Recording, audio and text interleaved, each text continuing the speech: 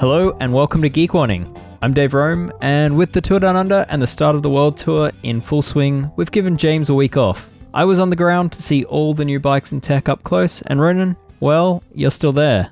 But you're not. No. I had to come home in a bit of a hurry.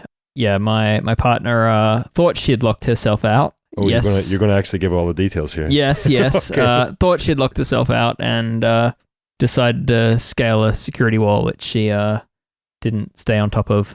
I am now the nurse. But yes, Ronan, you're still there. So I think you're going to have to give it a little bit extra details in that she's like falling a wall could be serious or awfully serious, and this was somewhere in the middle. Yeah. I mean, the text message I got was suggestive of that she was in a wheelchair with both legs severely broken. Non-life-threatening is probably how. Non-life-threatening, yeah, accident. But thankfully, it's about half as bad as that. So the one leg is definitely severely broken. There might be a small fracture in the other foot, but needless to say, I was needed back home.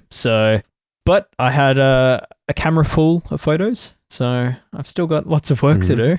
You were here, and it's better to have roamed and lost and not to have roamed at all at the Tour Down Under. So I see what you did there. It was great while you were here, and you've gone away with plenty of great shots and all to keep the content flowing, or the tech content flowing from Tour Down Under. Absolutely, and we got a couple of solid days to hang out together, so it wasn't all lost. So. Well, in this week's episode, you can expect to hear all about a number of new bikes, components, and accessories that have surfaced over the past week. On our minds is why many teams seem to be racing on old bikes, and I might even twist Ronan's arm to discuss things wholly unrelated to race tech. We'll see.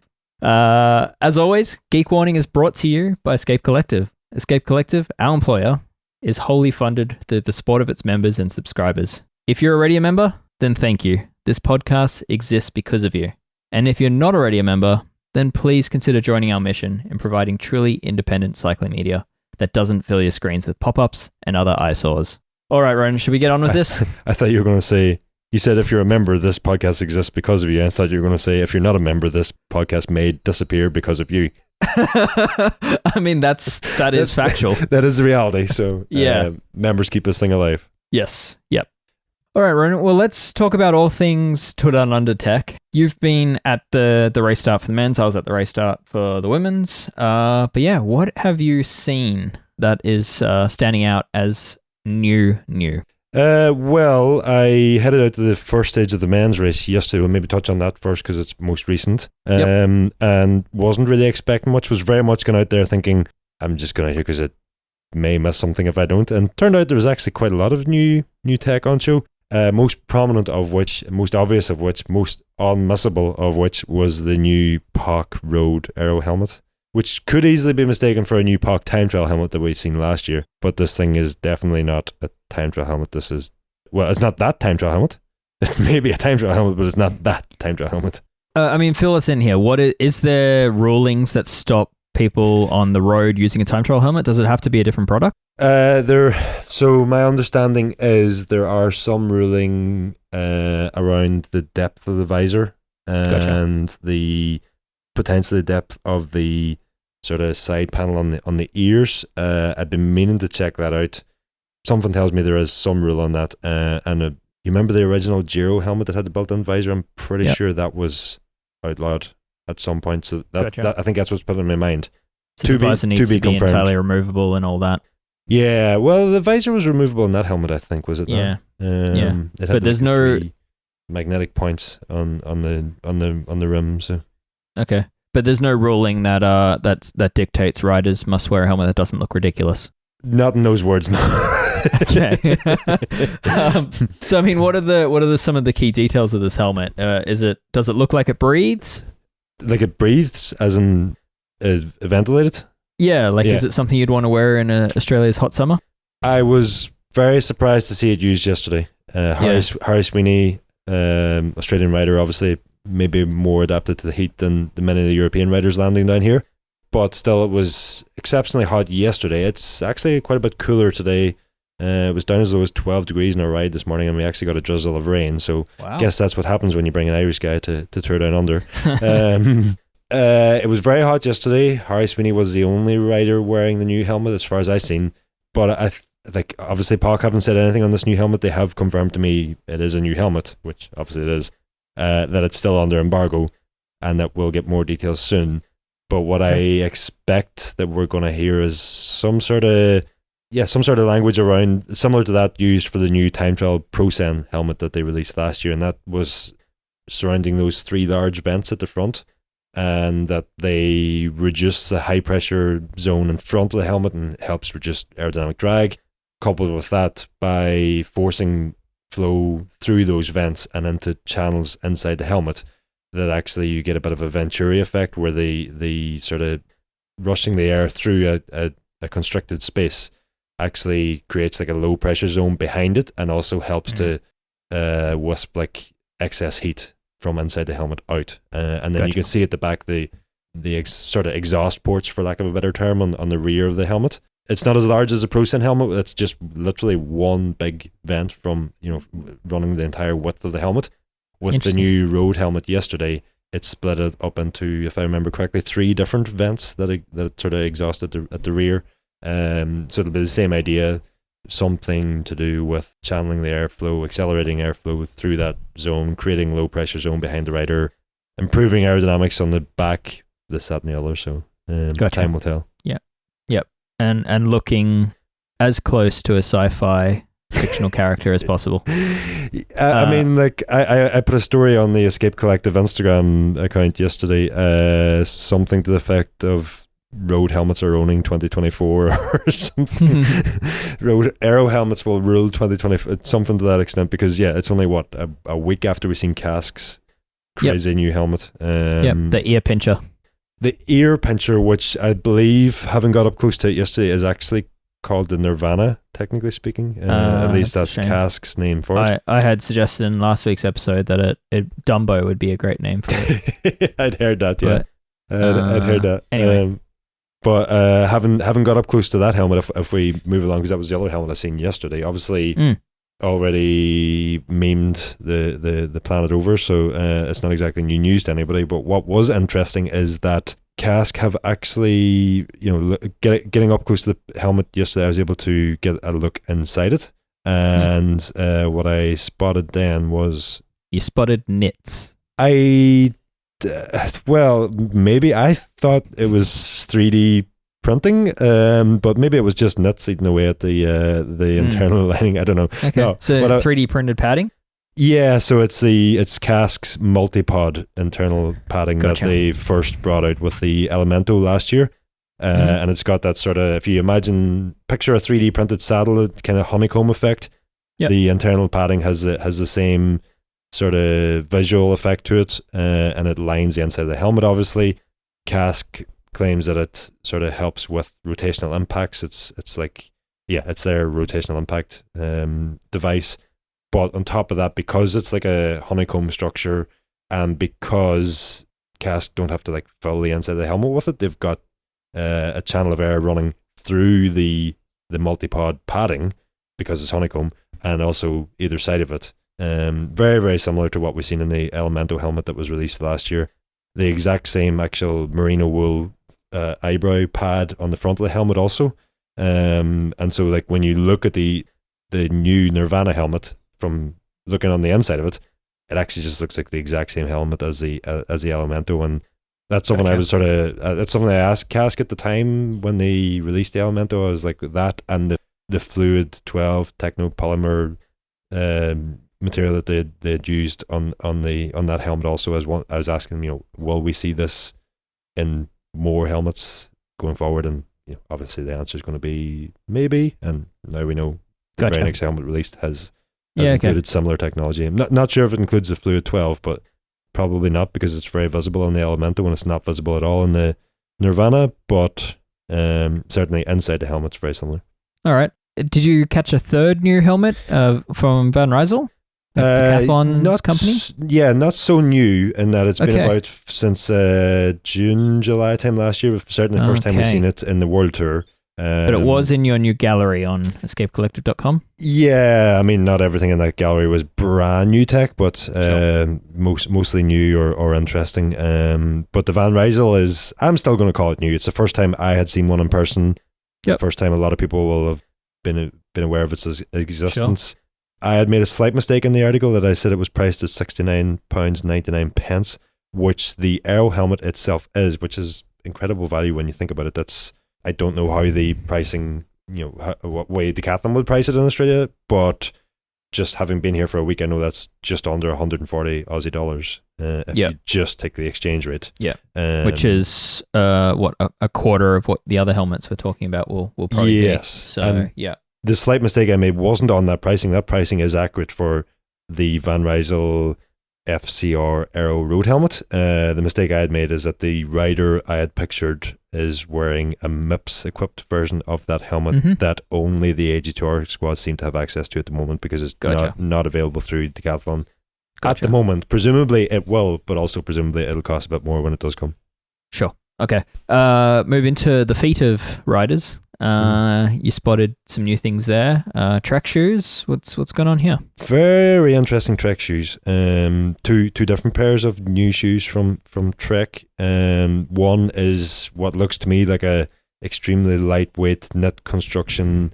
I don't like, kind of like a weird X webbing across it. Yeah, I was going to say I don't like but sort of categorizing shoes into rider types like sprinter or climbers. The S-Works RS was like a sprinter shoe, and of course we see Julien Alaphilippe wearing them, so these shoes will work across categories. But if we just indulge in that for 1 second, these shoes, because of the knit construction and that, and they sort of strike me as they may well be like a lightweight sort of climber specific shoe if you want to go there. No doubt will work for any type of rider, but they look comfy. They have like these very obvious stretchable panels where people would normally have shoe discomfort, around the ball of the foot. People have odd shapes there. These look quite stretchy, which is, again, it's a feature we've seen Specialized doing some shoes. We've seen it from, I believe, Garneau, Northwave, definitely I've seen it from. So yeah, it's not a new concept, but I quite like what I'm seeing from Trek here. Do you think those, like the closure straps or the retention straps where the boa dials are mounted, do you think they are stretchable? I had kind of looked at them and presumed that there wouldn't be much stretch in them. It's the sort of it's more in between those construction. Yeah. So it's more you've got like this webbed boa construction that gives the stiffness to the shoe and prevents your foot from moving, and then between that is kind of like a sock-like material. Mm-hmm. So it's kind of like the Teva sandal of cycling shoes. Yeah, I think we're on the same page there, yeah. Also new, what they're clipping into. Well, sorry, just to finish on those shoes. Yeah. The sort of heel cup is, another area that's very open looking heel cup and sort of, how would you refer to the section that sort of hugs the Achilles on many of the modern shoes, where it like properly, like almost like sucking your heel into the shoe? Yeah. Very shapely heel cup. Yeah. Yeah. Whereas this, it sort of almost lips away from the Achilles. Gotcha. So interesting. But then Trek actually had a second pair of new shoes on show. These look very much like the Bontrager XXX shoes that exist at the moment, a bit more of an all-rounder, but dare I say a bit more durable looking. But I've obviously got nothing to base the durability of the knit construction shoes on, other than they look very soft, and they also look pretty difficult to keep clean. Like presumably those shoes are not all that old, but they were already pretty you'll need to take the Tajay path and just dip your white shoes in a bucket of soapy water. And then the other interesting thing about the second pair of new shoes from Trek is just that the sort of microfiber uppers seem similar to that used in the current XXX, but you've got the new BOA Li2 dials and a much more perforated looking, sort of presumably more breathable upper there. I guess the other interesting thing about both shoes is that it's not the Bontrager logo on them, but the Trek name. And sort of in keeping with Trek's move to put the Trek name on their new helmets that they released last year. And there's a lot of products in the Trek lineup that have been shifting from Bontrager branding over to Trek branding, and I guess it's simply that they feel the Trek name is the stronger name these days. And it's directly in line with what their closest competitor does. So I think we'll see more of that trend over the next year or two. Clipping into those pedals, actually maybe not, because Trek uses time, but Look seem to have some new Keos. What's going on here? Not much we can say on these really, other than they just look like a new set of Look Keos. They look wider. Yeah, they do look much wider, which I think would be a good thing. Yeah. They've also seemed to have done away with the little, I don't know, was it like an access port or something for bearing replacement, bearing service on the outside of the older pedal or the existing pedals? Oh, okay. These new Look pedals just look much smoother in design on the underside. The platform where you like clip into couldn't see all that much different, other than perhaps a slight change to the sort of faceplate protector plate that is on the platform there. Gotcha. But again, obviously it's wider, which is I presume going to be the major thing about this. Did you catch a glimpse at anyone's shoes? Does the cleat look different? I didn't. Sorry. Didn't see anybody. There were a mix of new and old Look Keo pedals in the Cofidis team. Gotcha. So I could have seen a rider, but wouldn't have known for sure which pedals they were using. Well, cool. I could have checked out which rider it was and checked which bike they had, but didn't go to that length. So yeah, a few new things to expect over the next speaking of time pedals and look pedals, Movistar have actually moved to time pedals. No surprise really, given that they're SRAM and Zip equipped team.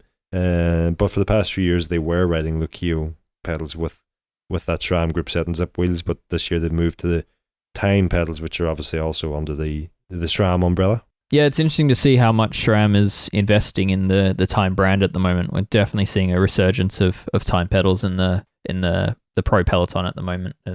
Trek as well as on them. They've even got team issue pedals, which are matched to the bike with little Trek logo inside of them, which is quite neat.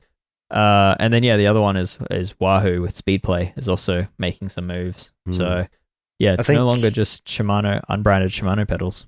Anybody relatively new to the sport, I mean, even within the last decade, might not know that actually Time was one of the biggest players in the pedal space, going back about 15 years ago, maybe 20 years ago. Yeah, that was a while ago. Probably shared with Look. Look maybe just edged them out, but certainly in the performance space, Time had a lot of fans. Did their, I can't remember the model names now. Espresso was one, but that might have came as they were on the decline. There was a Time pedal before that if you were a competitive rider, you more than likely use those time pedals and time shoes. It's an acronym, but yeah. And so it probably makes a lot of sense that SRAM would want to, or not that it makes a lot of sense that SRAM would want to, but the Time brand is probably easier resurrected than many others. It's a good system. So yeah, I mean, it's definitely, I mean, a lot of these riders are coming off of either Look or Shimano, but it is a good system that's likely not to meet too much complaint. So I think a lot we'll be looking forward to if SRAM update those time pedals. At the moment, I've never tried them, so I can't speak to whether they're good, bad, or indifferent, but they look considerably taller than many other pedals. They're not too tall. The way the cleat system works, it gets you pretty close to the axle. I guess my point is that they're perhaps not as wide as some of the other pedals, so like the stability perhaps, but yeah, I mean, I have been using a pair off and on, but yeah, I think SRAM just inherited the design and hasn't made any significant changes yet, so I think that'll probably come in a year or two to come. So that'll be interesting to see what they do with that design. Is whether you say off and on and off, kind of like a glass half full, glass half empty sort of thing? Yeah. So I mean, my go-to is the Shimano system. That's how I've got most of my shoes set up, and that's sort of what I tend to lean toward. And for me, switching to the Time, I found them just the float took a little bit too much getting used to, and given I only had the one pair, I wasn't going to be switching them between multiple bikes, so I just went back to Old Faithful. So that's the reasoning. But if I was given some multiple pairs of time pedals, that's what I had enough for every bike. I think I'd probably I don't even think come around to enjoying them. I think it would just need time pedal specific tool from various different tool manufacturers, and you'd be converted. Perhaps. Anyway, moving on. Let's move on a bit to some other news in the tech world. Enve has been busy. It looks like they've got a new hub, the InnerDrive straight pull hub, which is currently just for road and gravel wheels. It's a disc brake specific hub. Some cool features with this. Notably, there's being straight pull. They've built into the spoke holes some anti-twist tech, which I believe might require a special spoke, but that is to be confirmed. I might be speculating there.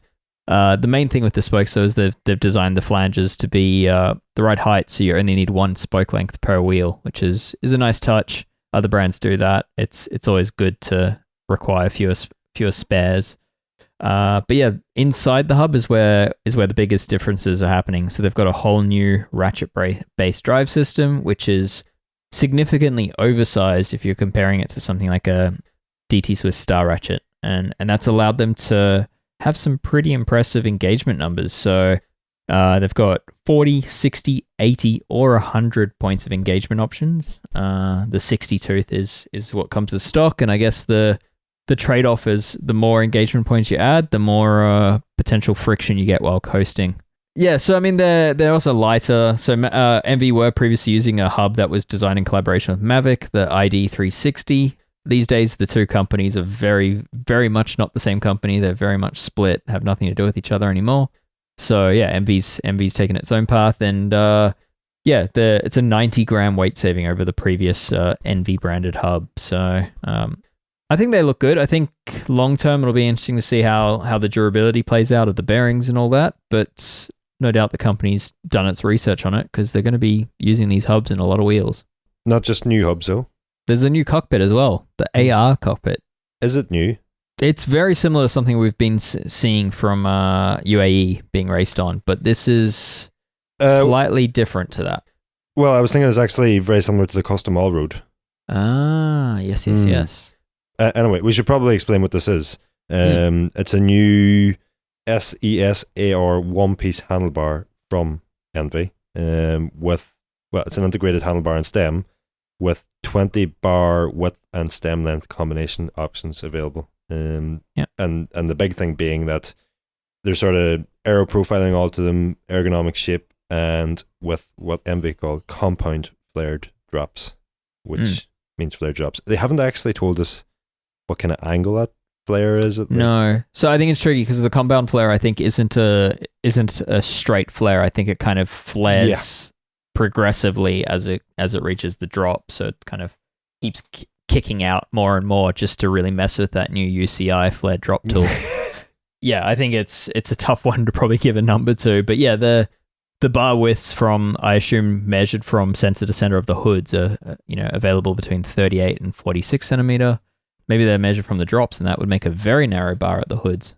I mean, that would be music to a lot of people's ears if that was true. If it's measured at the drops, I think the big thing about that compound flare is that it actually, with all the flare being below the lever clamp area, you can maintain a straight lever. At least looking at this, I'm guessing you can maintain a straight lever setup if that's what you like. If that's what I like, and so then as you said, it's not a simple flare from the tops down. It's very much from the lever down, actually. And like the 36, while I'm thinking it's 38, sorry. While I'm thinking that 38 is probably at the hoods. Yeah, me too. If it is at the drops, it would actually make quite a bit of sense, because the UCI's minimum handlebar width now is 36 centimeters, around that. I can't remember exactly which, but and so if you have a flared drop, obviously you can have your hoods much narrower than that, and then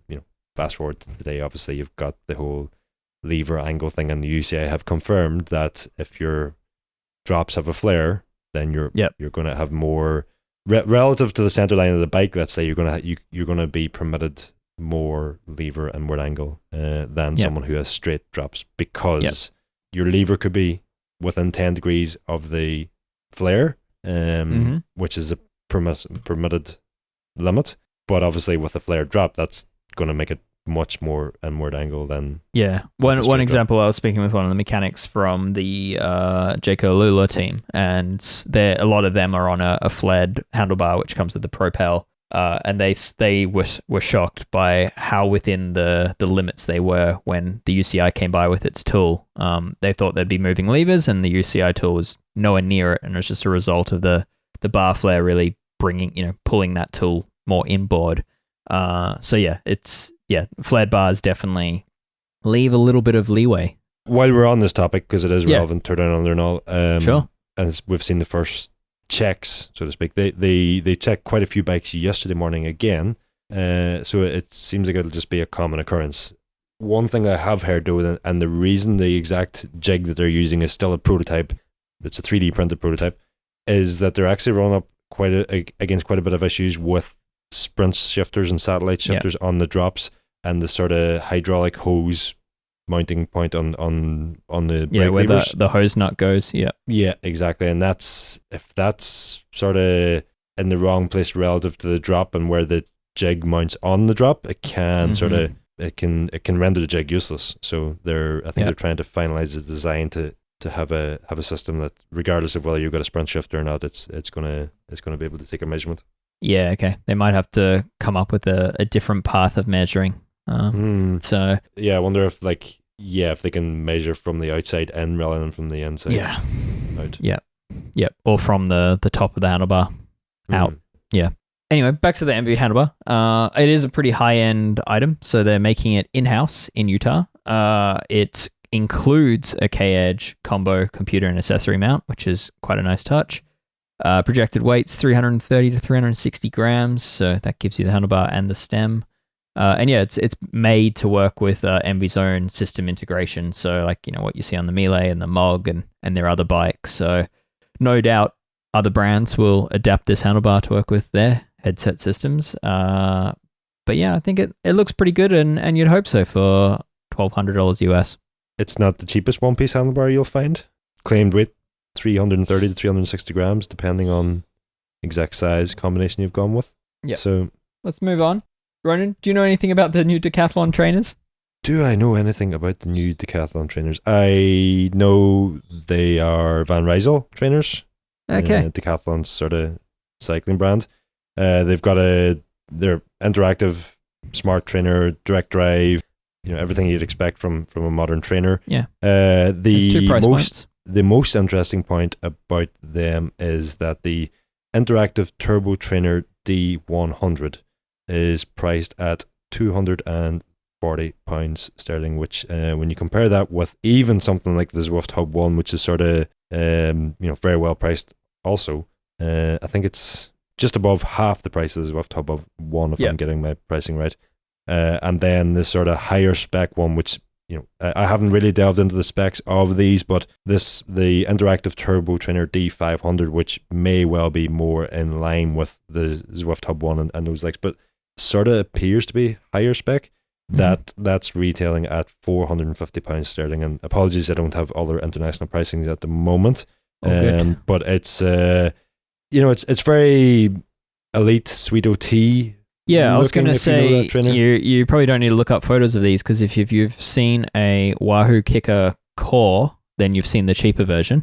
Yes. And yeah, the more expensive version's a bit more of a box-like elite style design, right? Yeah, very, very recognizable designs. But also, the Turbo Trainer D500, which is a higher spec of these two that we're talking about. Straight away looking at it, it's got a very well positioned handle, which is not evident on all trainers. And then I guess the other sort of noticeable thing about both of them is that they neither feature foldable legs or the sort of the design where you can kind of fold the trainer away and put it out of sight quite easily. These legs seem fixed, so that's probably one thing to consider. But they are 8, 9, 10, 11 speed, 12 speed compatible, quick release and through axle compatible, claimed performance measurement and sensors. You're with the D500, which is the sort of the premium version of the two trainers. You're talking 1500 watt maximum resistance and simulates gradients up to 12%. and the measured power accuracy is claimed to be within 2%. So it's not setting any benchmarks there. No, it's not setting. Some of the more premium trainers on the market. I guess the benchmark it's setting there is with the D100, which is the cheaper of the two, and it allows you up to a maximum of 600 watts and gradient simulation up to 6%. I mean, so it's setting a new benchmark for being pricing the lowest power of any smart trainer I've heard. I mean, obviously 600 watt maximum isn't really much to write home about. It's definitely a lot lower than most trainers offer, but I know a lot of riders I train with, and my parents and a lot of other riders around the world don't do maximum efforts on the turbo that'll trainer. be sufficient. They get on the trainer a few times a week after work, and they do a group ride on Zwift or whatever platform they're using, and 600 watts is more than ample, especially if you're getting the interaction with the simulated gradient on Zwift. Obviously the 6% there, that could be an issue, because plenty of those riders will want to go out and maybe ride up to Zwift or something like that, and even with the maximum trainer difficulty setting, you're probably not going to get the true field flat climb if you've only got a max 6% gradient. So I still think that D100 is very, very interesting at that price and would meet a lot of people's needs.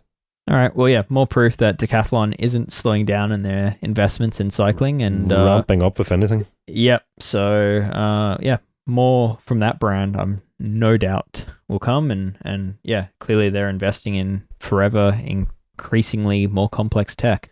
Also worthy of just a quick conversation is there's now 2 handmade bike shows in Australia. So news overnight is that Made, the show out of the US that had its first year in Portland, that James and I were at, they're launching Made Australia, and they've done that in partnership with Andy White of Fixo, which is quite a cool brand in Australia that runs events and has clothing and all sorts of stuff. So they're happening. And then the Handmade Bicycle Show Australia that I've been covering for many years now, great event, that is continuing, but they've changed their name to Spoken. And it seems like there's probably a little bit of a little bit of competition here.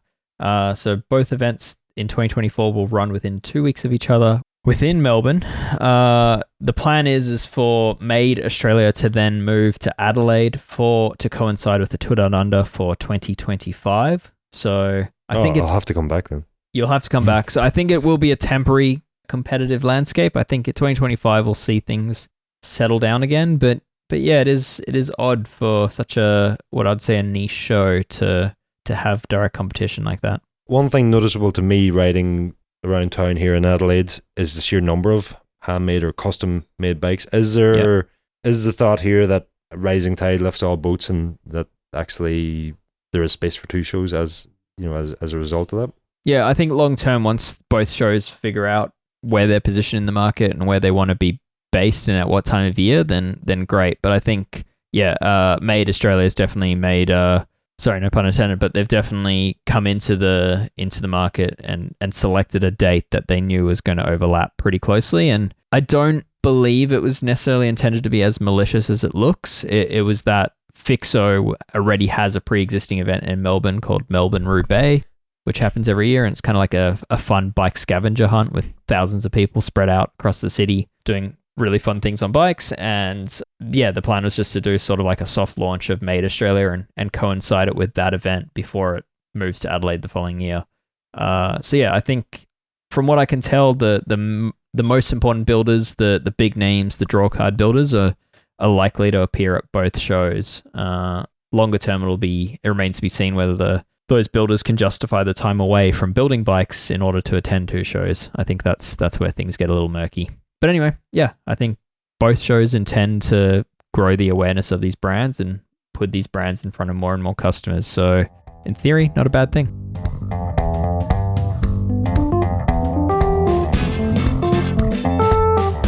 Ronan, should we talk about what's on our mind? You and I have just both had some nice UV rays out of Adelaide, and we've suddenly seen a common theme of fresh teams.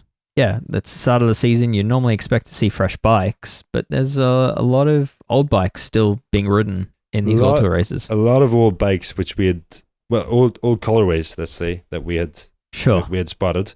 And then yesterday, walking through the paddock before the start of stage one, a lot of old components and group sets and wheels and stuff that's pretty scuffed up in many cases.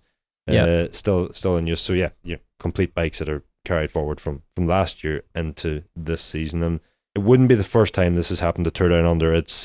I wouldn't say it's a common sight. It's certainly more common this year than other years. But yeah, it used to be a thing, and a lot of teams would use the Tour Down Under to offload old team bikes that arrive in Australia with the plan to not have to pay the oversized baggage fees to get the bikes back out of Australia. So they'd basically encourage their riders to travel with their training bikes and land and get one last race done and then offload them and be done with it. That isn't the case here. These bikes are going to go back to Europe for more racing, is what I understand. And yeah, I mean, look at Trek. They're on red bikes with a sticker covering the Seago Freddo brand, which is no longer a sponsor.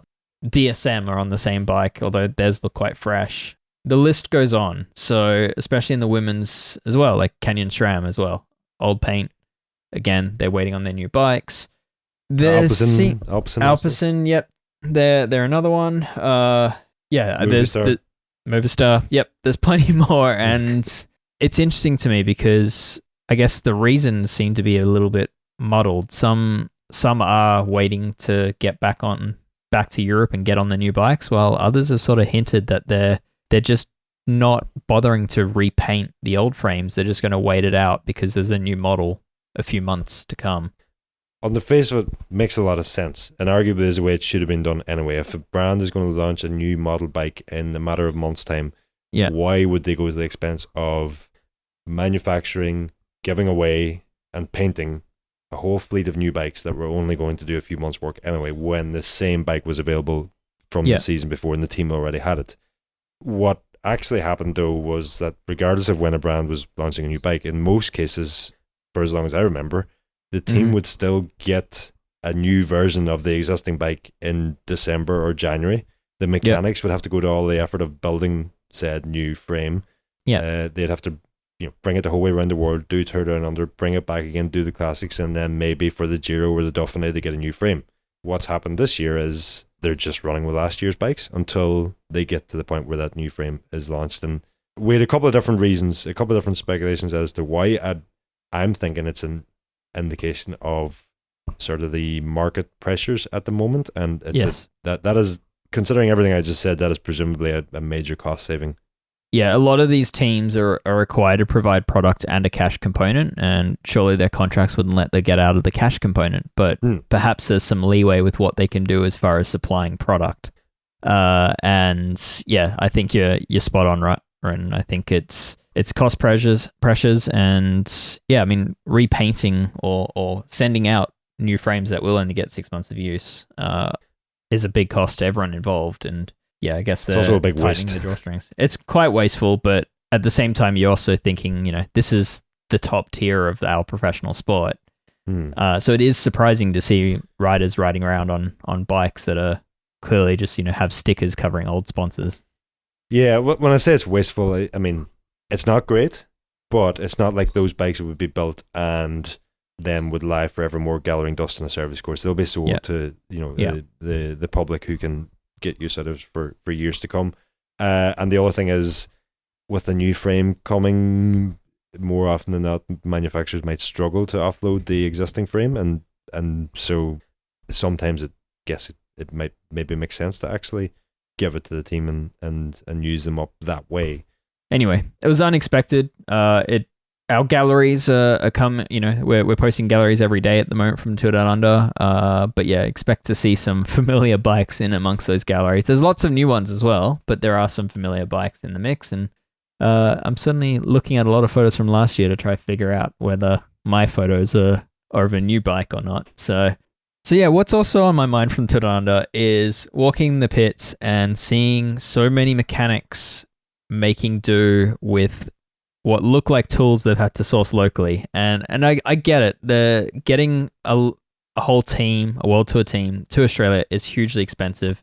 The excess baggage fees are just mind-boggling, the numbers I've heard. And yeah, so it makes sense that mechanics try to leave tools behind year on year when they know they're coming back, like work stands, pumps, air compressors. But there's also a lot of things they need to bring, and so they try to bring lighter weight kits. But it's the start of the season, so they're also having to fit riders to their bikes. An unusual number of steerer tubes are being cut. There are forever adjusting spaces here and there, and yeah, it's kind of amusing walking by and seeing an Italian bike being, having its steerer tube cut with a Makita angle grinder, with no protection being used by the mechanic. But yeah, I mean, Ronan, what did you see here? Like, what's going on here? I think I've seen cancer, lung cancer specifically. Yes. But yes. It never ceases to amaze me how, literally every race I go to, there's a mechanic the day before the race cutting a steerer tube in the back of a truck somewhere. In this case, in the middle of a gazebo in the middle of a Adelaide city centre. I just it always amazes me. Like, how is this happening now? When these bikes were built in the service course months ago, they have elaborate systems for tracking rider positions and getting them pinpoint perfect, or as close to pinpoint perfect as you can, unless you're Chris Froome.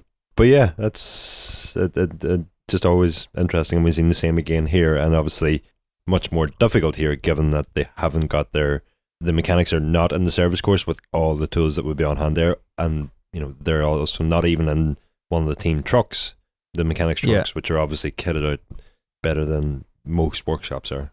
Yeah, for me, this is kind of more evidence that the fully integrated cockpits that require you to cut a steerer perfectly in line to match the stem perhaps aren't a perfect race product, because pros do swap and change a little bit here and there, and dialing these things in often means committing to a certain steerer height.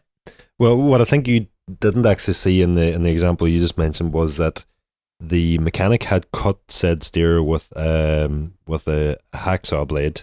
Didn't have the full hacksaw. You can explain that, because you'll be just a one-sided handle that holds the blade. It's like a lightweight. They kind of I'm really struggling to remember the name here, but they're actually designed for putting a blade down into places where you can't get a whole hacksaw. So like down into the center of a pipe or something like that. That's traditionally what they're used for. Didn't strike me as the most accurate way of, especially when it's already mounted and the fork is already in the frame. The frame is on a fairly wobbly stand, and the mechanics having to cut like horizontal. Yeah. So that's probably why the angle grinder came out afterwards to clean up the mess. I see. This is what I think happened, is that they've then tried to assemble said fork and stem and steerer and all that, and realized that the top cap didn't close, so the angle grinder came out which to be honest actually instilled quite a bit of faith in me, because I've become more and more paranoid about fork steerers as I've had to test more and more bikes, literally keeping me awake at night sometimes.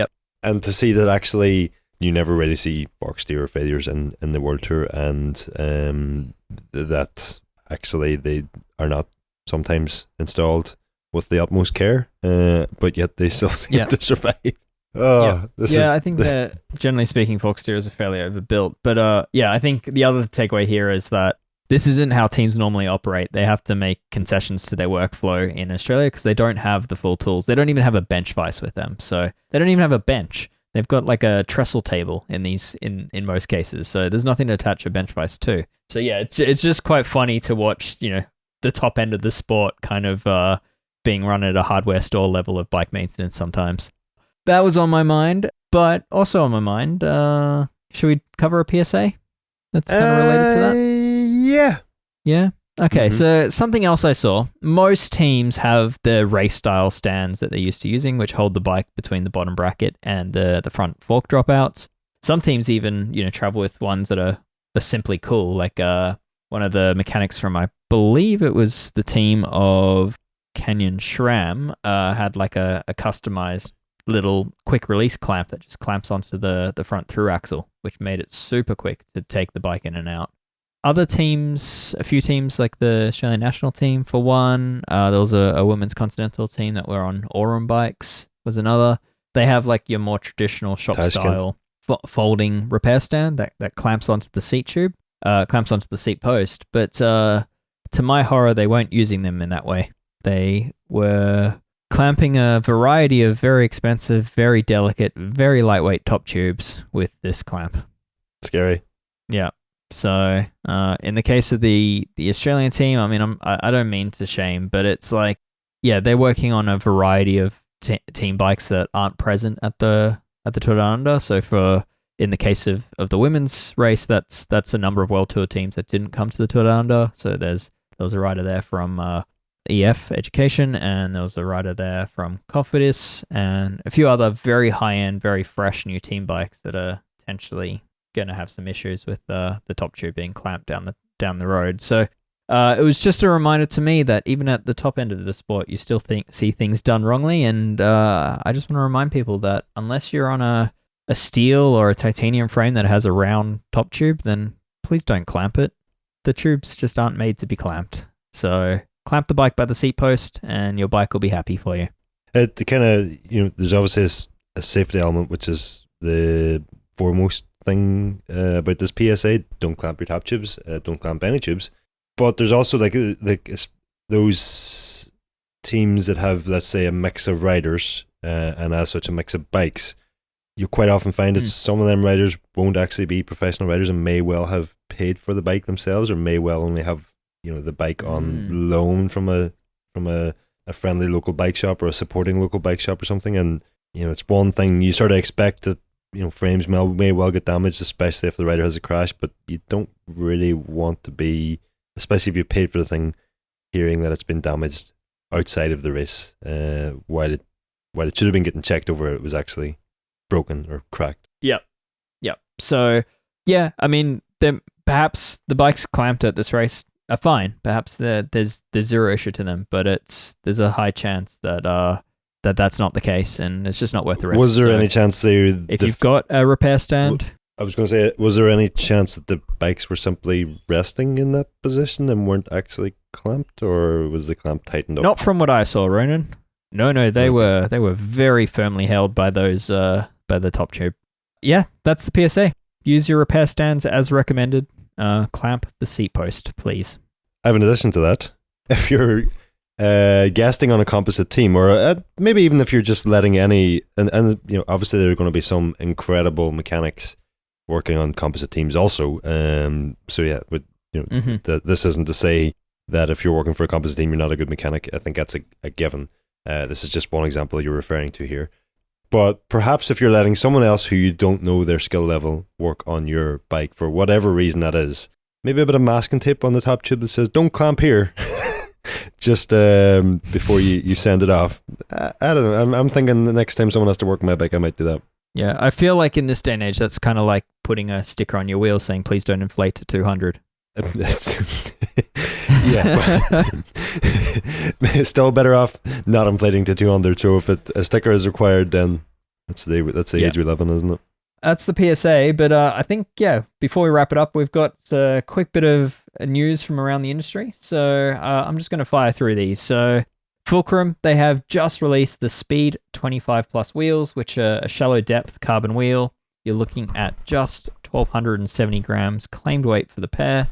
Part of the weight savings there, in addition to just having a shallow 26 millimeter depth rim, is a new lighter weight free hub from Fulcrum. So I'm sure that'll come to future wheels as well. And that lighter weight free hub applies to Shimano style, SRAM style, and Campagnolo's own N3W style free hub. But otherwise, this is a 21 millimeter internal width rim with the undrilled rim bed for easy tubeless setup, and you're looking at US $2,955 for a pair, or $2,300 British pounds. Also new, OneUp mountain bike company, they have just released version 3 of their very popular dropper seat post. So the new seat post, which retails for $270 US, is lighter, more reliable, and smoother, according to the company, and it's also shorter. So that means, generally speaking, you can fit more dropper travel into your frame for the same amount of exposed seat post. So that's a really good feature to have in any dropper post. And the arms race there is continuously fought, and I think Wolftooth had slightly outdone OneUp by a millimeter. So I think they've been one-upped again. And then lastly, BlackHeart, they're a small boutique bicycle brand out of California. They do sort of production frames with a lot of cool paint. They've now got a gravel AL, so aluminium gravel bike. And yeah, it's $2,000 for a frame set, or complete bike starting from $3,200 US, and it looks pretty cool. It's that price includes your choice of Cerakote paint with like 100 or more choices in color. It comes with an Enve fork. It's got clearance for 47mm tires. It's got a T47 bottom bracket. It's got a UDH dropout, so you can run that new SRAM transmission on it. Looks like a solid bike. I've been meaning to get my hands on a BlackHeart ever since the brand launched a few years ago, and it might be time that I do. So stay tuned. We'll probably get something from their range called in, because they seem to be offering pretty good value with quite cool bikes. One other bit of news, Dave. Leap Components have just released a 3D printed double armbar blip mount for mounting 2-axis wireless blips on the right-hand side of your flat bar, which I thought was quite a neat solution. I seen James had shared it on an Instagram story of theirs, and when I clicked on it, I was like, yeah, that looks sweet. Price between basically €20 and €32, depending on the exact setup you go for. But yeah, blips not included. Solution. Blips not included. Ah, cool. So you kind of make a mountain bike shifter out of 2 blips. Yeah, that's neat. All right, well, there you have it. That's the world in tech from this week. And Ronan, what do we have in store for you from Tour Down Under? What sort of features can we expect to see? Well, right now I'm just recovering from the members group ride this morning. We're running those throughout the week. Actually, you don't even have to be a member to join the group ride. So welcome for anyone to join us. 8 a.m. in Adelaide every day from now until the end of the race. Check out the website for more details on that. And apart from that, I have another tech gallery coming and a few other things in the works. And we've obviously got your pro bike articles, the Bikes of the World Tour, deep dives, all sorts. We also have, may well have a podcast or two coming through the, perhaps a special episode, Geek Warning episode, and a special, well, not a special, but another couple of performance process episodes to record while I'm here also. So they'll be rolling out in the weeks to come. All right. And for those that haven't heard, Performance Process is Ronan's podcast, where it gets pretty geeky, but that is for our members only. So you can tune in to often small parts of the episodes if you're not a member, but for the full experience, Escape Collective members get the full get access to all of it. How dare you? It doesn't get pretty geeky. It gets extremely geeky. All right. And speaking of other extremely geeky things, we also have members-only versions of Geek Warning. So yeah, expect some deeper dives with various designers and creators and engineers of the cycling world, and also, of course, our regular Ask a Mechanic series, which is kept specifically for our members. So yeah, again, this podcast is made possible by our members, so we try to offer them a little extra as a thank you. So I'm going to wrap it up there, Ron. It's I think we've spoken enough about tech. Anyone still listening is geekier than both of us combined. So I'm going to call it a day and thank you. It was lovely hanging out with you in Adelaide, and I'm sure we'll catch up in next week. And yep. All right. I'm nodding, but that doesn't really work on a podcast. So agreed. All right, we're clearly fried. All right, Ron, have a great one. This has been Geek Warning. We'll see you next week.